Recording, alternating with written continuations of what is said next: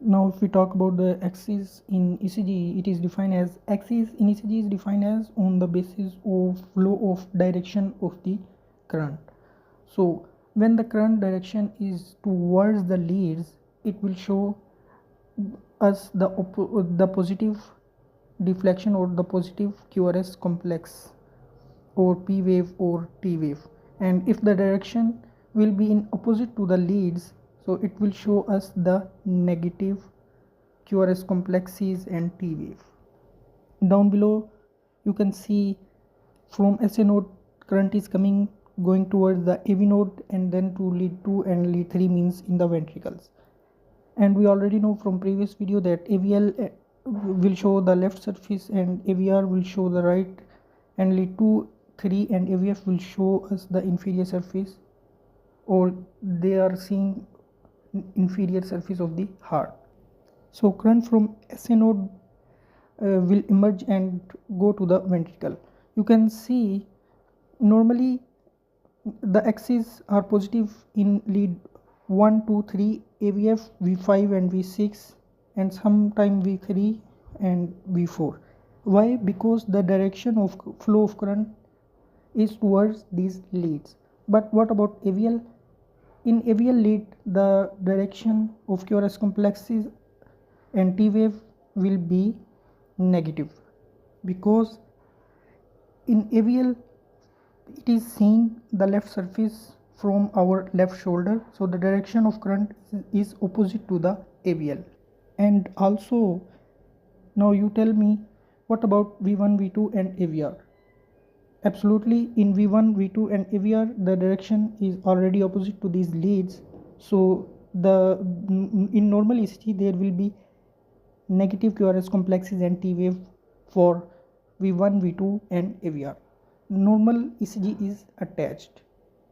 For axis we mostly use to see lead 1, 2, 3, and in lead 1, 2, 3 we have QRS complexes positive. Now we see about the pathological axis. There are two types, right axis deviation and left axis deviation. In right axis deviation, what are the causes? When there will be hypertrophy, right ventricular hypertrophy will occur, so the most of current will go to the right side, and this will give us right axis deviation. Other causes WPW syndrome, pulmonary embolism and anterior lateral wall MI. Down you can see the red arrows. All the current direction will become opposite to the lead 1. So below in lead 1, 2, 3 the QRS complexes and T wave are positive in lead 2 and lead 3, but in lead 1 these QRS complexes and T wave is opposite. For the left axis deviation, causes are left ventricular hypertrophy. Absolutely, when there is hypertrophy the current will go in the direction of hypertrophy, so this direction of current will become opposite to lead 2 and lead 3 as showing the green arrows, and below down the ECG is showing for the axis of left axis deviation. Other causes for left axis deviation is left WPW syndrome and inferior wall MI. Now you can see the ECG and the negative and positive QRS complexes.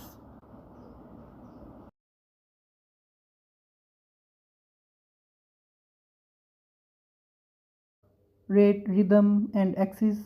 Now about the P wave, you see if P wave is present or absent. If the P wave is present, now what is the morphology of the P wave? P wave can be of two morphology. One is peak P wave and the other is bifid P wave. Okay, peak P wave when will occur? The peak P wave will come in a right atrial hypertrophy, and it is also called as P pulmonale. Cause of P pulmonale is pulmonary hypertension. When there is pulmonary hypertension, there is more working needed for the right ventricle to pass the blood to the lungs, and that will lead to the back pressure, and so on the right atrial hypertrophy will occur and it will cause the peak P wave or P pulmonale. And about the bifid P wave, there is left atrial hypertrophy, and you will see there is P mitral in the ECG as shown below. its cause is mitral valve stenosis. And one more thing, this bifid P wave will come in lead 2 and biphasic P wave will come in V1 lead. Now simply you see the P wave whether it is present or absent. Okay, the P wave is present. Now about the morphology is normal or peak P wave or bifid P wave.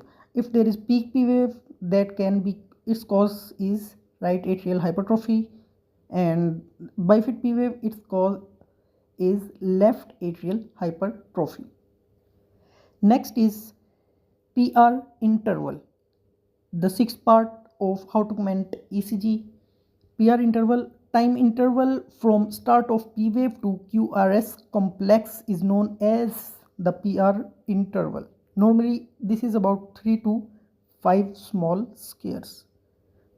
So 3 to 5 small squares mean 0.12 to 0.2 second. About 0.2 second this PR interval should be.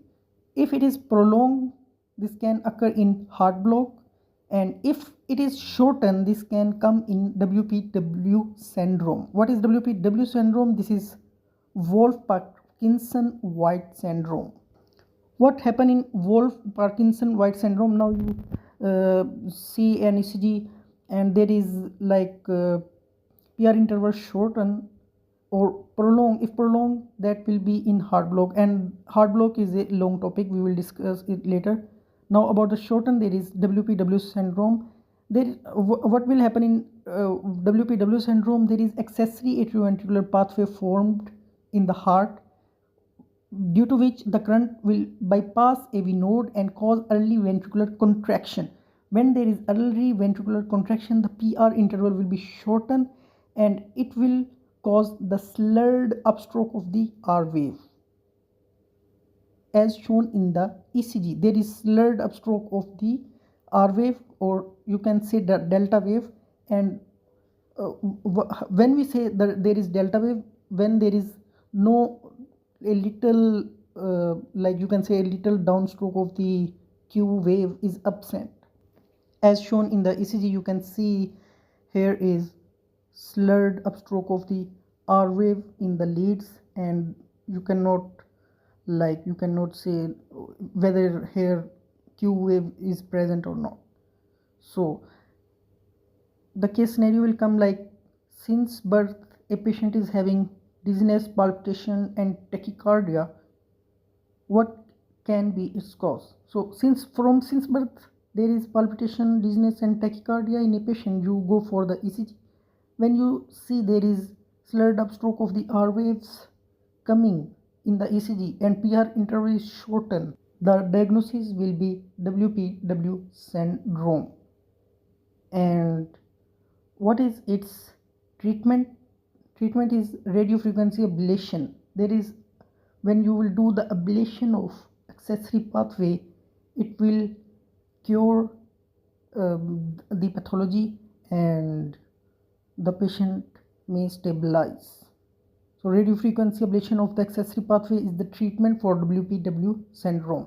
And remember, whenever a since birth patient came with complaint of palpitation, dizziness, tachycardia and chest pain, and you do ECG, and in ECG you see the slurred upstroke of the R wave and there is shortened PR interval, your diagnosis will be WPW syndrome. Now we have discussed mainly about 5 things: rate, rhythm and axis, and then P wave, and now PR interval.